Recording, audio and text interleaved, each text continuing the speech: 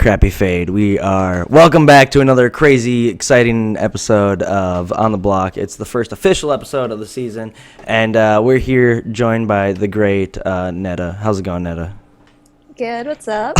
Nothing much. There's just so much to talk about. Of course, I just want to welcome everyone back. Of course, Spencer's not here. Boo. Yeah, boo to Spencer is right. I don't want to really get into it. There's other podcasts that will be getting into it. It's not my place.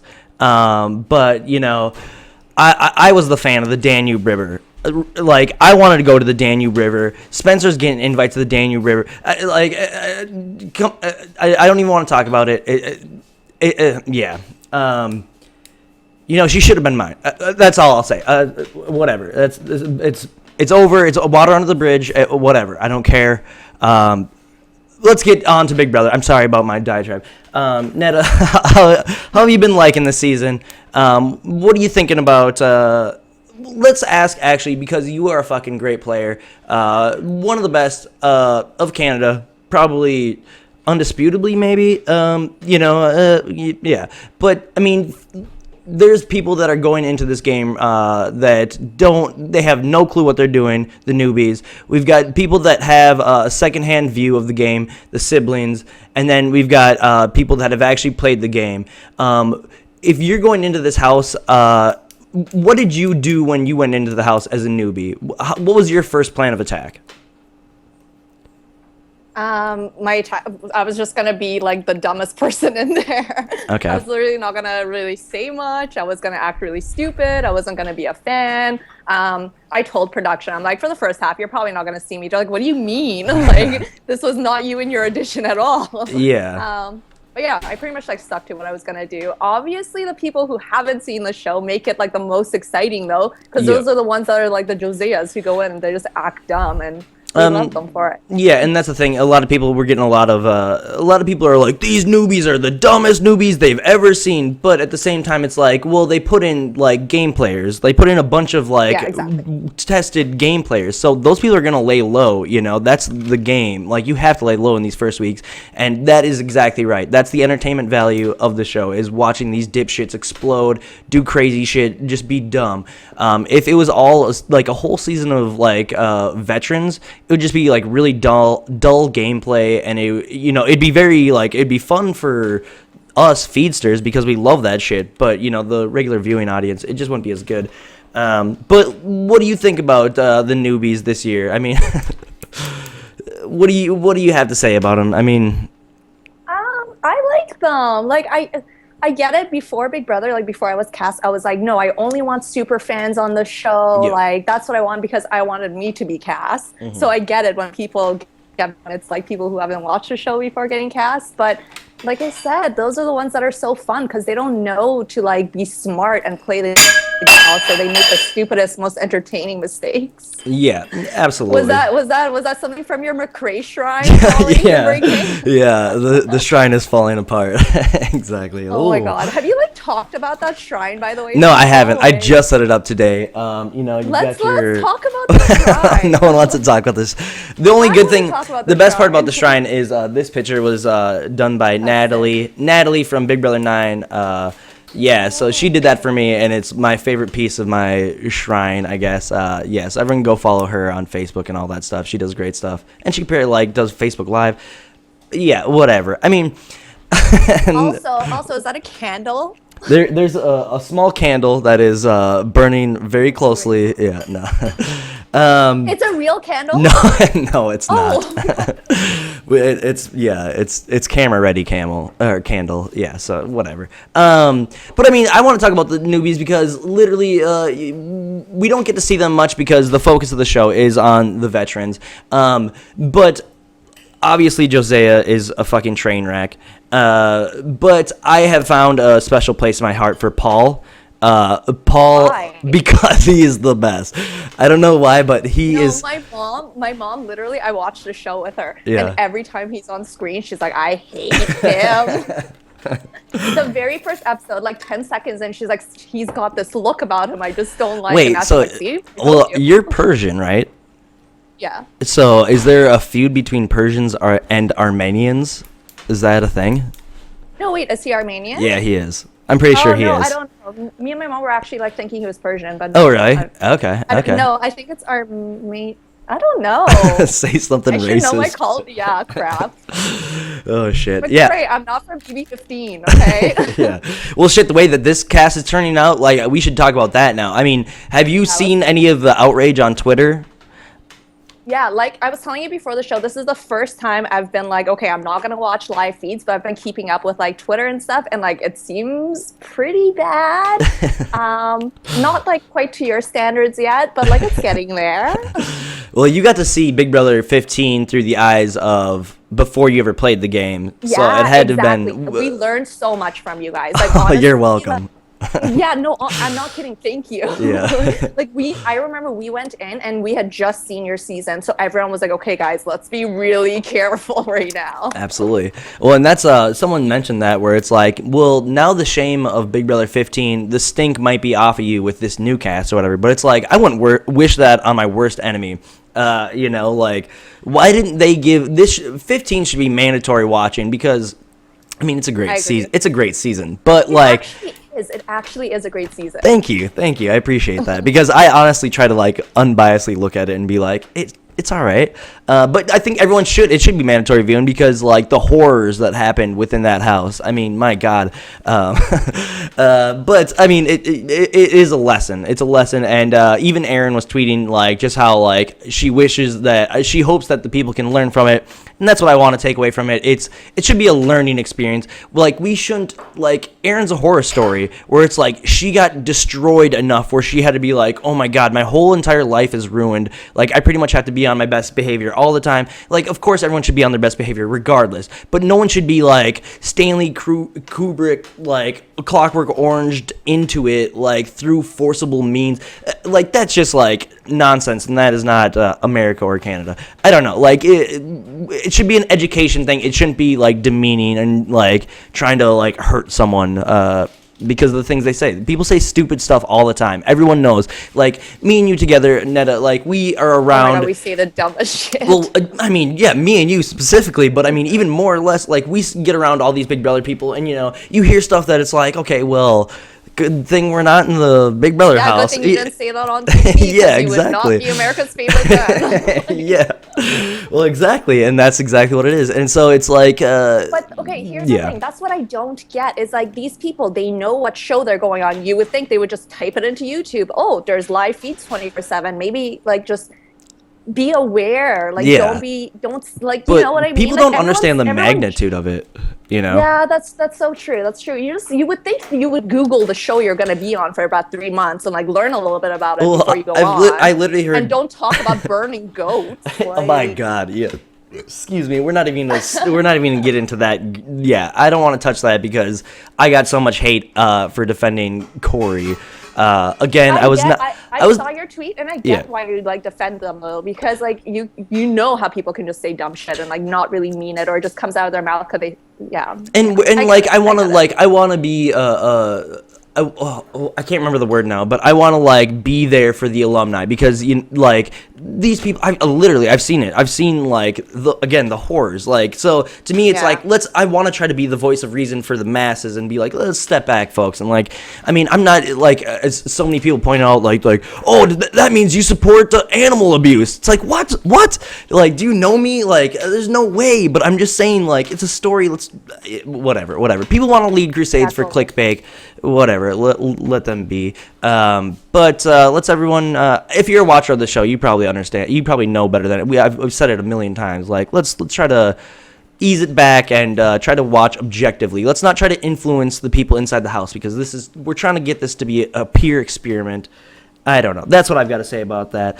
And already, people like coming out of the house, even if you don't get hate from the audience, you have such a hard time readjusting back to normal life. Absolutely. So if these people are going to come out and like, yeah, they made like a really horrible mistake, but they get so much hate, like that affects your life. Like forever. You actually, like I feel like a lot of people go through like depression and stuff after this. Oh yeah, like, 100%. It fucks with you. Absolutely, and it's still to this day, like me, I'm a prime example. Like I'm a walking, talking example of fucking the horrors, the horrors. yours. Honestly, your guys' season, like the way I've seen like Andy deal with like the hate he got and stuff, and he deals with us so well. Yeah. I don't think I would have been able to do that. Like even if Yeah. I get like one nasty comment out of 100, I'll concentrate on that one mean comment. Yeah. So people who get it all the time, I just like. Yeah, and I think that like Andy, like he deals with it well, but I think that he doesn't deal with it well. Like, I mean, at the same time, you know, where it's like, he puts up a strong front. Like, I try to put up a strong front, but I mean, it's still like, shit gets to me. We all struggle. Yeah, it is a struggle. And it sounds so privileged. Like after Big Brother is not good, you guys. Yeah, it sounds so privileged and like, oh, I was on TV and now my life sucks. Like,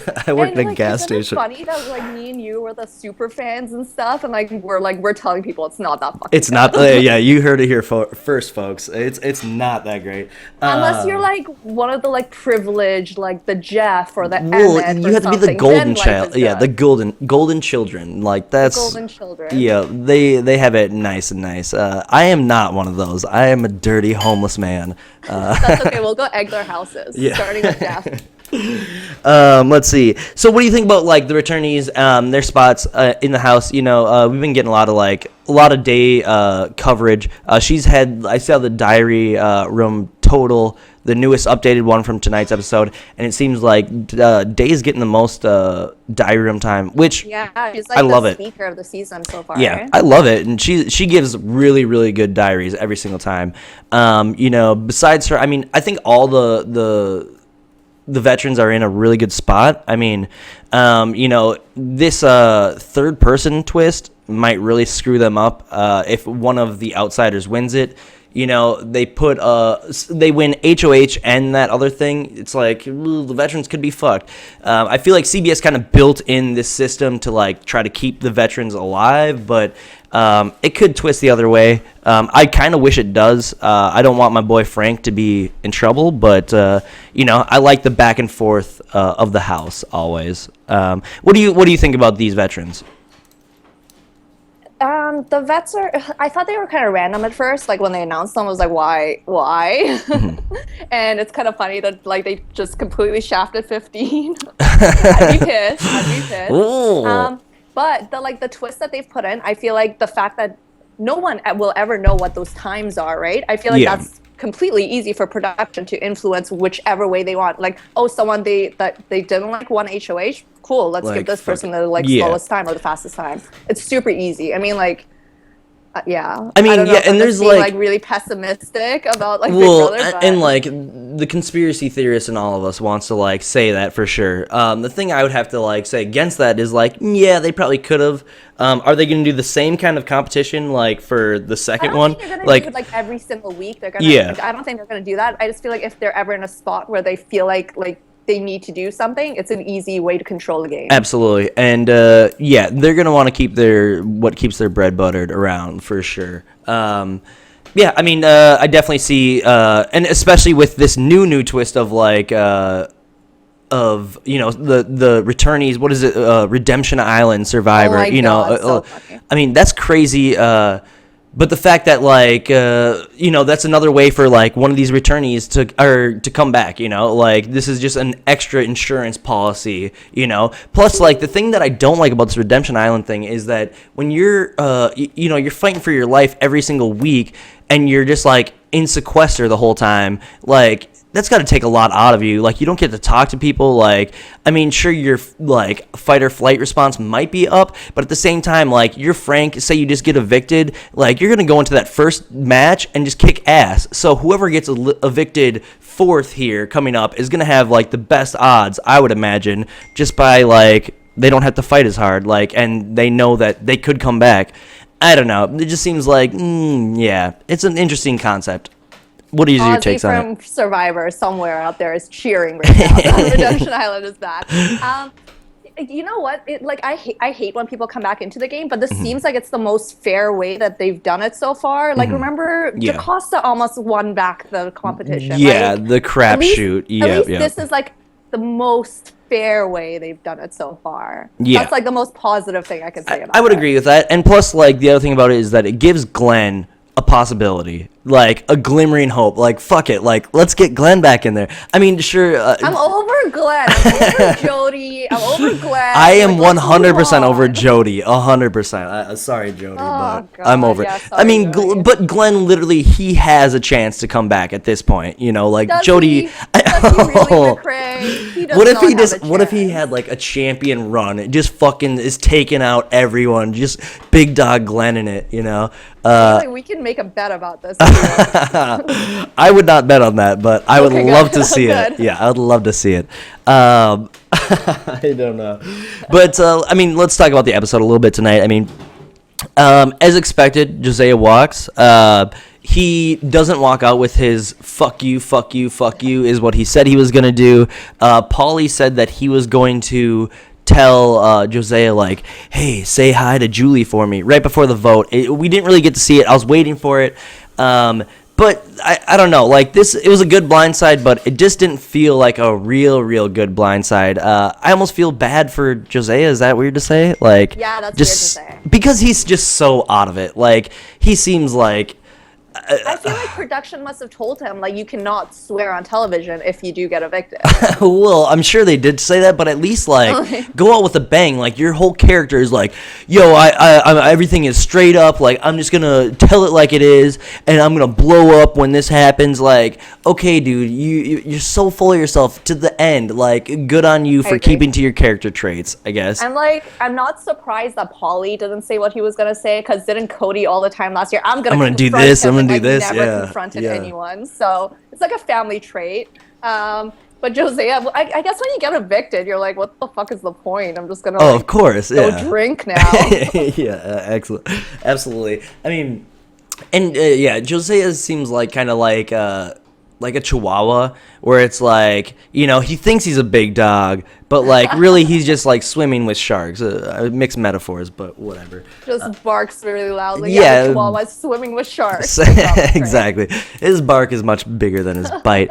But I mean, let's talk about Cody a little bit. Or yeah, Cody. Or Paulie. God damn it. Why did Paulie. Yeah, Paulie. Yeah, I don't know. So Paulie, I think he's. I wouldn't say he's better or worse than his brother. I think that they're kind of on the similar levels, but I think that Paulie is more bloodthirsty than Cody. Like when he was sitting on the block next to Josiah, and Josiah's like, the votes are being read, you see him and he's like doing this and he's bouncing up and down and he's staring him dead in the eyes. Like, this dude is bloodthirsty. Like, this dude is like wants the kill and he wants to suck the essence from Josiah.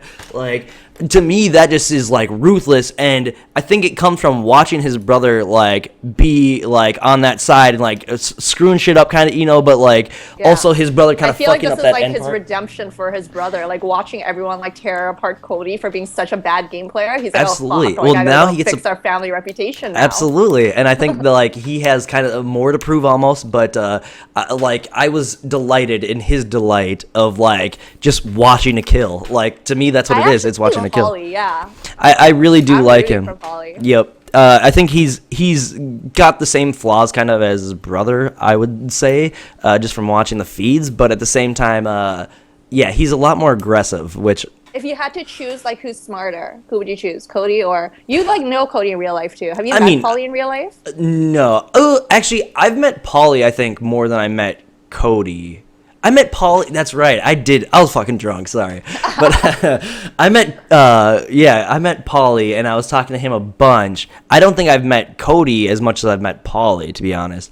But I honestly think that Cody might be the smarter one, and I think, shit. yeah, I know, and I think Paulie's the more impulsive one. But that's just like, that's totally on the surface. Like, probably wrong. Like, don't quote me on that. We'll see after the season, I guess. Yeah. And then the next thing I want to talk about, like, this will probably be the last thing. I think we could probably wrap it up. I think, I don't know who won HOH, but we'll figure that out here soon. Because I think the feeds are back. But I think they are. So they showed a little bit of Victor getting on Natalie for her dumpy pants or whatever. They kind of showed that part. And then Natalie being pissed off about it. James is in there. They have girl talk. Paulie goes in there. Paulie's pissed off. You know, this all explodes for the newbie side. They kind of scramble. and kind of pick up the pieces and try to figure stuff out. And I think this is like their real first exposure to the game and like how the game kind of operates. I thought it was just interesting watching them like scramble and like, holy shit, like now we have to just like over something so little, like we have to like scramble and make sure everyone's still tight. And then the next day, on the heels of that fracture, Frank does something that I think is kind of weird. Could be bad, could be good. But so he kind of brings Natalie and Bridget. He brings them into the bathroom, and he kind of tells them, like, you know, the vote might not come out like the way it seems. Like, I'm never gonna vote out my person in my alliance. So he's like subtly tipping them off. At this point, the spy girls start fucking flipping shit because they're on the wrong side of the vote. Frank kind of says that it's an okay thing if you guys don't vote that way, but just know that I've got your back. He's trying to make them throw the HOH competition today. But, so all this is happening, word gets out to Nicole. Nicole kind of gets pissed off, but Tiffany, Vanessa's sister, is the one that really takes umbrage with this. She kind of fucking starts to question Frank and all of his motives and like, were you there? Blah, blah, blah, blah. Like, in its very typical Vanessa fashion. Frank kind of bites back like, I don't need this third degree, like what do you come on, like get off my back or whatever. And then Tiffany flies off the rails and goes full Vanessa. And so my thing is, you know, is she gonna be you know, Vanessa too? Is this something that is she going to be just constantly, you know, flying off the rails over every little thing? Yes. Okay, all right, solved. Next topic. Yeah. She's literally Vanessa. She's like... She like, is. No, there's like no difference. I don't understand how people still don't know. Like, who in the house knows right now for sure? I'm pretty sure it's like the 8-pack all know, and then that's it. I mean, like, I don't understand how they don't know. Even if you're like a brand new fan, like Vanessa's pretty recent and she's very like iconic, almost unique. Yeah. I don't know. Yeah, they're dumb. They're so dumb. Yeah, and that's really frustrating to watch. Where it's like, oh, it like is, you but guys. I'm also just jealous of the people getting to play with these dumbasses. Like, imagine right? how easy that I want that cast. I like it. Just be wrecking house. Like it'd be so easy. Absolutely. So easy. Yeah, I read somewhere that you know, someone said Tiffany might have peaked too early. I mean, I think it's a little too early to tell. As long as she keeps her stuff in check. But like last night, I was literally getting visions like, holy shit, this is Vanessa 2.0. Like, I don't know if I'm gonna be able to deal with this. And like the thing is that Frank's not gonna be able to deal with that. Like he already is over it. So I think that could be the next maybe big battle brewing in the future here. Ooh, I don't know. But I love to watch it. It was amazing. Let's see. Let me look. It looks like Paulie won HOH is what everyone's saying. Oh, interesting. Who do you think he's going to put up? I think that he's going to go with, it's got to be, let's see. I don't know who his team is. That team shit fucks me up. Because... Oh, I don't, like, what's the point of the teams? It's what encourages insurance. People to, like, not go against Another their team? insurance for the veterans coming back. I mean, that's pretty much in my eyes, right? I don't know. But, like, what forces somebody to, like, want to keep their teammates in? Like, there's no point. Yeah, exactly. Yeah, you're right. Like, there's nothing of value, like... when everyone breaks up, which is going to happen soon, like everyone's just on by themselves anyways, like it's better to be friends with other people from other teams anyways, you know, like it seems more Paulie's beneficial. Team though, I have it. It's category 4, so it's Frank, what's that girl Bridget. Who people you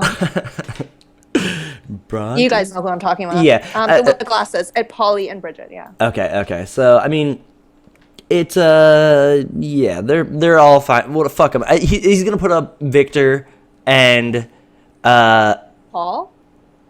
Paul seems probably right, I guess. Yeah. I mean, that's the best or maybe even he probably won't put up Natalie. They're gonna try to get out Victor. He should put up Victor and a pawn. He should put up 2 fucking pawns essentially. Why? Because then like the odds of Victor getting pulled are even worse now. Like, because there's 3 nominees, they don't pull any extra for the veto. Fuck it. Just throw up 2 of your targets on the block. You make sure one of your targets goes. No, you gotta fucking just be devious. Put up 2 fuckers. Yeah, but like devious in the right times. Right now, just put up your freaking target. Yeah, that's Don't probably even true. say who your target is, because then if you say one person's your target, then that person's gonna come after you. So just be like, here are my targets. You guys get rid of whoever you want. Yeah, Let off my hands. And the thing about it is he has like plenty of targets to choose from. Like everyone was going after him. Everyone wanted his ass out, so he's got plenty. I think that the thing about it is Victor is a strong competitor. I think that dude, if his life is on the line, he's gonna fucking pull it out. If you put Paulie up too, I think Paulie's like a number for them when they need him. I think that the boys are starting to realize that the girls could be just as big of issue as the newbies. Just like with that Tiffany blow up last night, and it just seemed like Paulie told Corey, like we have to stick together. The girls go crazy. Like we just have to stick together. So I mean, they could be thinking that. I feel like Frank wants to keep Paul around. I'm hoping. This is all like you can just tell my biases coming through. I gotta stop. Yeah, I don't know. Who's your favorite player? Like who do you want to win right now? I want Frank to win. I mean, I've like, again, this is me bragging, but like I've literally hung out with Frank. It was 4th of July weekend. I had a lunch with Frank one time in Florida, and he was like, yo, just come on down to my place in Naples. Like, it's going to be fun. Like, and I was like, I don't know. I'm like really nervous. Like, I don't want to go there. Like, it'll be weird. Like, what am I going to do with my hands? I'm just going to put them up here the whole time. And like, so I was like, and he really twisted my arm. And sure enough, I was like, all right, screw it. I drove across Florida to Naples, and like, we just stayed in his house, and we just like partied the whole time. And it was like a weekend of just like, it was insane. It was just me and Frank hanging out for a weekend, and it was just the best time ever. And so it's like, this dude, like, I say to my friends, like, all my friends got to see me play. You guys have friends? I know I have friends. Surprising, right? Kidding. I mean, I tell them, like, you guys got to see me play, so it was really cool to watch someone on the feeds. This is the first time I've ever got to watch someone I know on the feeds, and it's awesome. Yeah, it's super cool. Yeah, I'm a huge Frank fan, but I think my biggest surprise right now is Paul. I am obsessed with him. He's the biggest dipshit, but like, he makes me laugh. You like him as like a character. I think I could like him after the fact. I think that he plays a lot of... You think that you could be like good friends with Paul? Oh yeah, I think so. You think you could sit down with Paul and not want to kick his ass? Like, I think I would want to kick his ass, but I mean, like, that's the relationship that me and Spencer have. Like, Spencer just wants to kick my ass. So, I mean, yeah, that's exactly it. So, I think Paulie is just... I think he plays it up for the cameras. I think he knows what kind of, like, the platform he's on. But I like, he's a chess teacher. Like, he teaches chess to, like, kindergartners. I think that this dude is the prime example of, like, he's 100% newbie, total dipshit, but, like, hopefully this HOH kicks his brain up and being like, this is game time. I have to do stuff now. I have to play chess. Because if that's the case, I think that he has that intelligence somewhere in his head rolling around there. I don't know. Yeah. Chess isn't necessarily the biggest indicator. Like, Kaiser liked playing chess a lot, and he wasn't exactly the smartest. Well, and David from my season, the first boot, beat me in chess handedly, and for me, I was convinced. I was like, he's a smart guy. He's a genius. He needs to go. That was the twist of your guys' season. He just didn't stick around long enough for you guys to exactly. Yeah, what a twist that would be. And Matt Hoffman just go to like Mensa meetings together. And, like... Yeah, exactly. Well, I mean, shit. I think that's about it. We should all get back to the feeds and see what's going on. Besides you, I guess. You have anything to plug? No, just go buy my shit so I'm not homeless. Oh, yeah. What's blackandsaint.com. Black and Saint. Spell it out. It's BLK. BLKandsaint.com. Yep. All right. So that's, I'll put a link in there somewhere. And your Twitter is at... Go to my Twitter. NEDA_KALANTAR. Check it out. And as always, I want to say, I want to say thank you to Earth Dog for making this ridiculous image of me and you on the block together, Neda. It's pretty great. And then I want to say thank you to Hamster Watch, of course, for being the best and your best place for all Big Brother information. And Shout outs to Blue. Nothing else. Fuck it all. Thanks. My cat and my mom. Yep, exactly. There we go. Thanks everyone for watching. We'll be back next Thursday. I'm gonna try to do some sort of crazy shows. So be tuned. We're gonna do something different. We'll do some more lots of different shit. Whatever. What? This wasn't crazy? I mean, this was super crazy, but I've got I want to do a call-in show where people call in. I like that. Can I do that? If you want to, yeah. Why did you put me on a boring show? My true dream, I was thinking about it would be you and Jason as my co-hosts. That'd be I think that'd be a badass team. Jason, I'm in. Yeah, I think that'd be a great team. You guys tell us. You guys tweet at us. Tell us you want to see that. Thanks everyone for watching, and we'll see you guys next time on The Block. Bye-bye.